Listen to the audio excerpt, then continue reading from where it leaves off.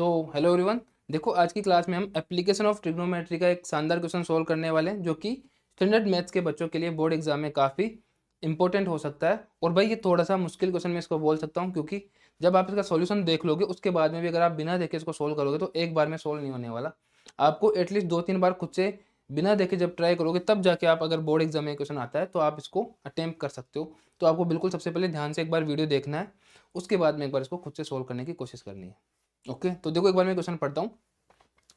To station due south of a leaning tower. एक leaning tower अपने को दिया हुआ है। लीनिंग टावर मतलब एक जमीन होती है ना अपनी हॉरिजॉन्टल सरफेस, वहां से कोई टावर बना हुआ है वो कि कुछ ही एंगल के ऊपर झुका हुआ है। ठीक है। Which leans toward the north are at distances A and B from its foot if alpha and beta are the angles of elevation of the top of the tower from these stations. Prove that the inclination theta of the tower to the horizontal is given by cot theta equals to b cot alpha minus a cot beta divided by b minus a। देखो काफी important question है। तो एक बार हम इसका सबसे पहले diagram बनाते हैं। सबसे पहले मेरे को एक हॉरिजॉन्टल सरफेस ड्रॉ करनी पड़ेगी इस तरीके से। और देखो एक लीनिंग टावर हम यहाँ पर ड्रॉ करते हैं। लीनिंग का मतलब जो कि कोई एंगल थीटा के ऊपर झुका हुआ है। ठीक है। और आप देखोगे तो पता लगेगा यहाँ पर इंक्लिनेशन दिया हुआ वो थीटा दिया हुआ, तो इसको मैं एंगल थीटा ले सकता हूँ।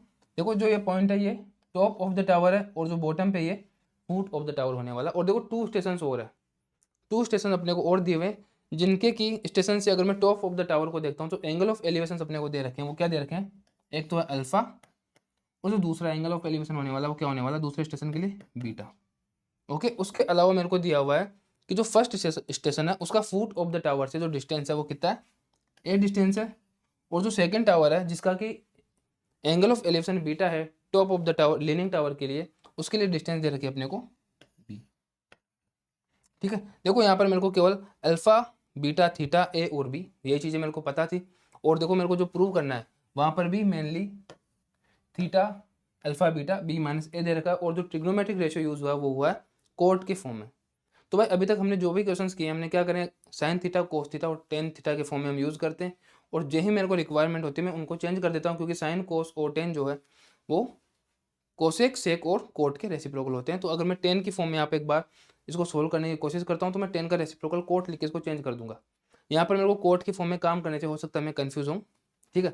लेकिन देखो अगर यहाँ पे एक चीज़ देखोगे, जो चीज़ मेरे को नहीं पता, जो top of the leaning tower उसकी परपेंडिकुलर डिस्टेंस मेरे को हॉरिजॉन्टल से नहीं पता, तो क्या करेंगे मैं एक बार मैं एक लाइन ड्रॉ करता हूँ। ठीक है। देखो ये रिप्रेजेंट किसको कर रही है, top of the leaning tower का परपेंडिकुलर डिस्टेंस फ्रॉम हॉरिजॉन्टल। उसके अलावा फुट ऑफ द जो टावर दे रखा है लीनिंग टावर उसके देखो परपेंडिकुलर डिस्टेंस है, मेरे को डिस्टेंस भी नहीं पता। जब तक मेरे को ये दोनों डिस्टेंस पता नहीं लगेगी तब तक मैं यहाँ पे ट्रायंगल फॉर्म नहीं कर सकता। और जब तक मैं ट्रायंगल फॉर्म नहीं करूंगा तब तक मैं यहाँ पर ट्रिग्नोमेट्रिक रेशियो यूज नहीं कर सकता। ठीक है। तो देखो एक बार मैं इनको पॉइंट्स को नाम देता हूँ। ठीक है। Top of the leaning tower A B C D और ई। ठीक है। आपको भी देखो इसी फॉर्म में इनको नेमिंग देनी है ताकि कंफ्यूजन हो, ए बी सी डी ई। उसके अलावा मेरे को बताओ ए बी डिस्टेंस जो दे रखी है उसको मैंने यहाँ पर अज्यूम कर लिया ये क्या है एच। और जो बी सी डिस्टेंस है उसको मैंने अज्यूम करा ये क्या है एक्स होने वाली है। आपको मैंने इन दोनों को रेड में इसलिए लिखा है क्योंकि आप देखोगे भाई जब भी मैं ट्रिग्नोमेट्रिक रेशियो लिखूंगा तो मेरे को परपेंडिकुलर डिस्टेंस तो यूज़ करनी पड़ेगी। और देखो बेस के लिए एक्स ए प्लस एक्स और बी प्लस एक्स यूज़ करना पड़ेगा तो एच और एक्स आने वाला है।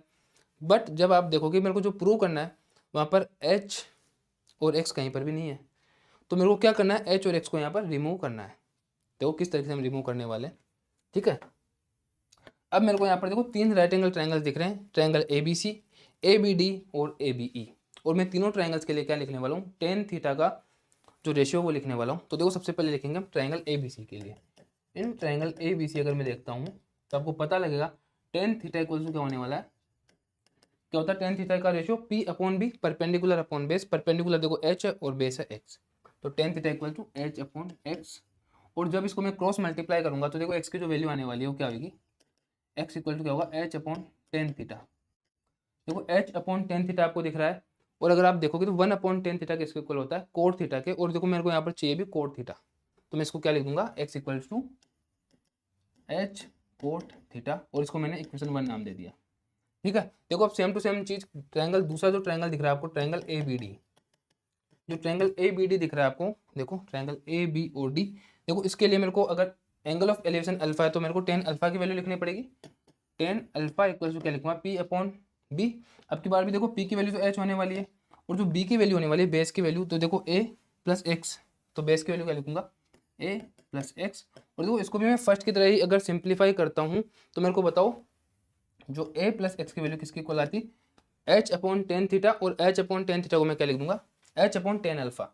यहाँ पर अल्फा है ना, तो इसको क्या लिखना पड़ेगा मेरे को एच कोट अल्फा, और इसको मैंने इक्वेशन 2 नाम दिया। और देखो सेम चीज़ में जो थर्ड ट्रायंगल दिख रहा है, ट्रायंगल ए बी ई, इसके लिए करने वाला हूँ। अब की बार एंगल ऑफ एलिवेशन क्या है बीटा है, तो मेरे को लिखना पड़ेगा टेन बीटा इक्वल टू मैं लिखने वाला हूँ एच अपॉन, अब की बार देखो बेस क्या हो जाएगा बी प्लस एक्स हो जाएगा। देखो यहाँ पर भी बी प्लस एक्स की वैल्यू किसके इक्वल लिख सकता हूँ मैं, B plus X equal to क्या लिखने वाला हूँ एच अपॉन टेन बीटा लिखता, और देखो अपॉन टेन बीटा है तो इसको क्या लिख दूंगा मैं एच कोट बीटा। ठीक है, देखो इक्वेशन 1 2 और 3 हमने फॉर्म कर ली, और तीनों में एच और एक्स आ रखा है और तीनों को रिमूव करना है।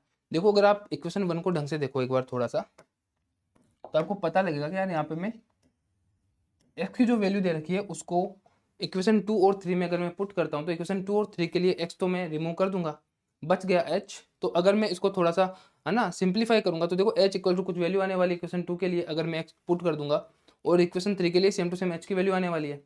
अगर मैं एच जो एक्स है उसकी वैल्यू को इक्वेशन 2 और 3 में पुट करता हूँ, ठीक है, और दोनों इक्वेशन में अगर मैं एच इक्वल टू कुछ वैल्यू निकालता हूँ और दोनों को इक्वल पुट करूंगा, तो जो वैल्यू आने वाली है वहां पर देखो एच और एक्स गायब हो जाएगा, हो सकता है कि यही वैल्यू आ जाए।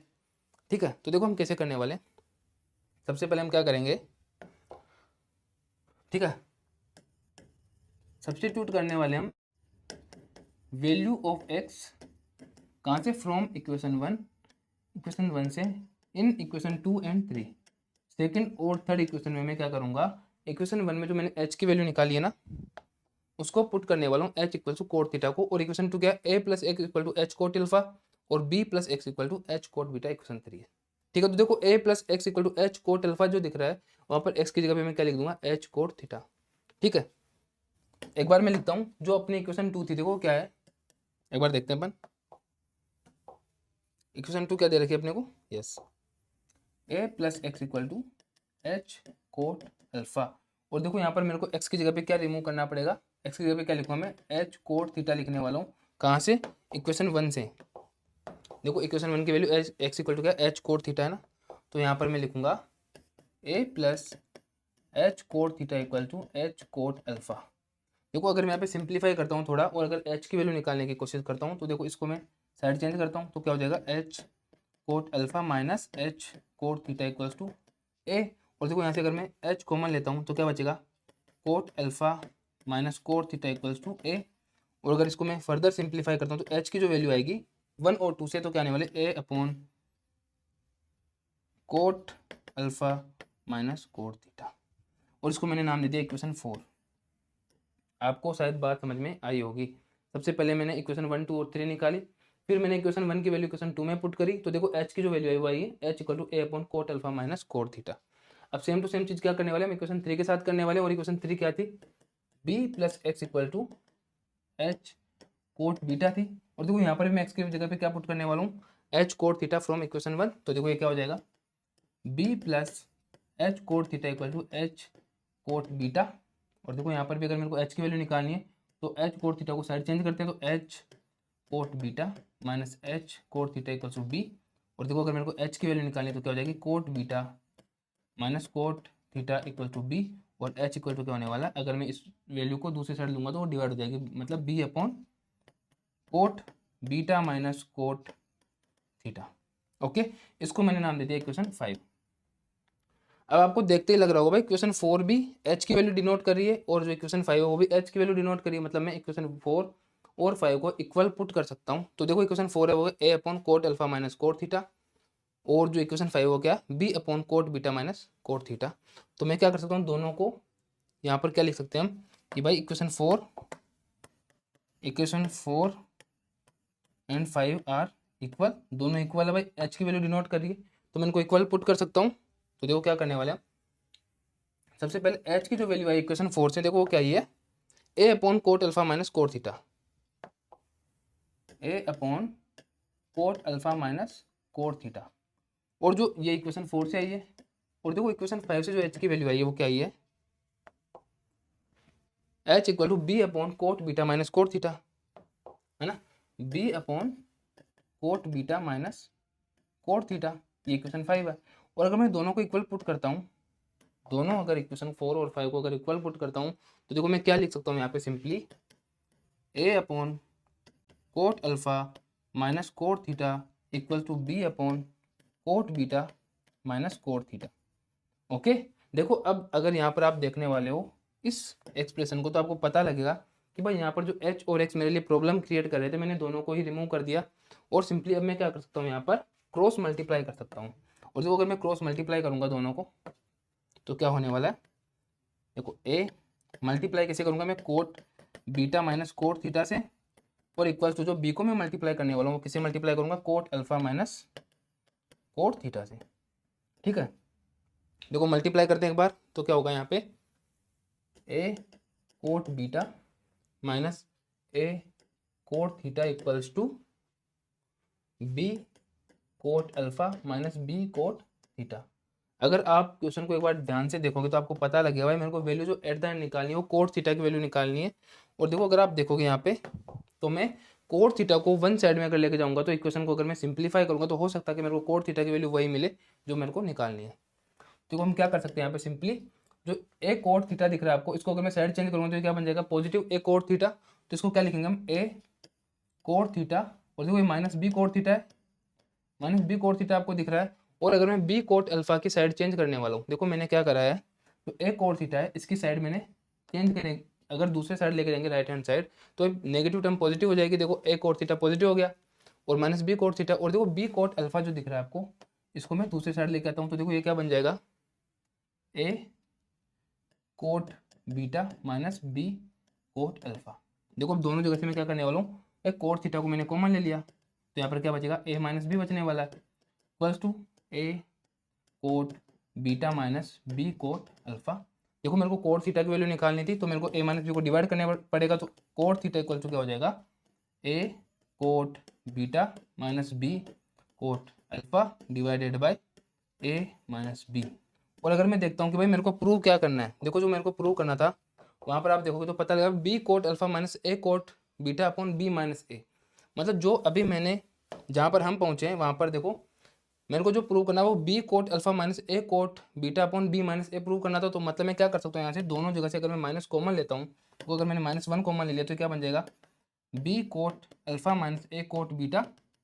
और अगर मैं डिनोमिनेटर में से भी -1 कॉमन लेता हूँ तो देखो क्या हो जाएगा, ये बी माइनस ए, देखो माइनस से -1 कैंसिल हो गया। तो जो मेरे को प्रूव करना था cot theta equals to B cot alpha minus A cot beta upon B minus A, हमने प्रूव कर दिया। देखो हमको यही प्रूव करना था। काफ़ी शानदार क्वेश्चन है और काफ़ी इंपॉर्टेंट क्वेश्चन भी है स्टैंडर्ड मैथ्स वालों के लिए, लेकिन बेसिक मैथ्स वाले बच्चे भी देखो आराम से समझ सकते हैं, इसमें कुछ अलग नहीं था।